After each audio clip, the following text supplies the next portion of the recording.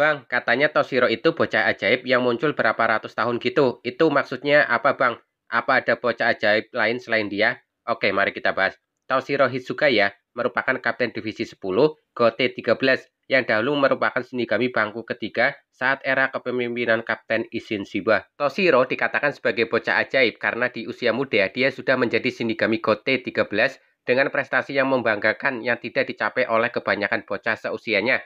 Dalam sebuah Q&A, dijelaskan bahwa Hitsugaya sejak pertama kali bergabung dengan GOT-13, dia sudah menguasai Bankai. Di usianya yang masih bocah di Soul Society, dia telah berhasil menjadi Kapten Divisi 10 tanpa perlu menjabat sebagai Wakil Kapten atau Fuku Taicho.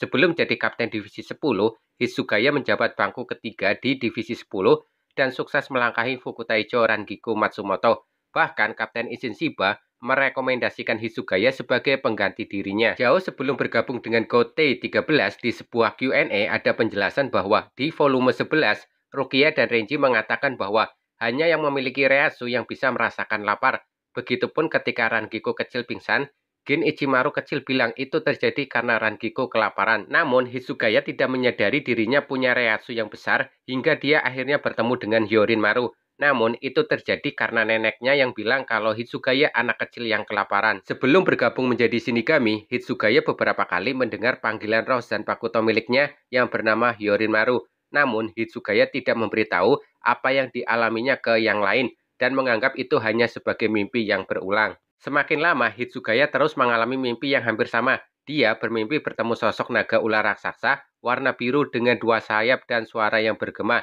Itu adalah sosok roh atau jiwa Zanpakuto miliknya. Sosok tersebut mencoba mengatakan namanya, namun karena angin kencang, Hitsugaya jadi tidak mendengarnya. Ini pendapat aku pribadi ya, selain Hitsugaya ada satu lagi, bocah yang dianggap ajaib. Dia bernama Gin Ichimaru. Sejak kecil di Rukongai, Gin sudah memiliki reatsu yang cukup besar untuk anak seusianya.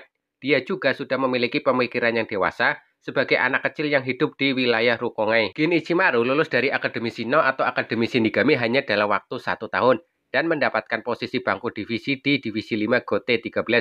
Gin Ichimaru berpikir cerdas dengan menghabisi Shinigami pemegang bangku ketiga Divisi 5.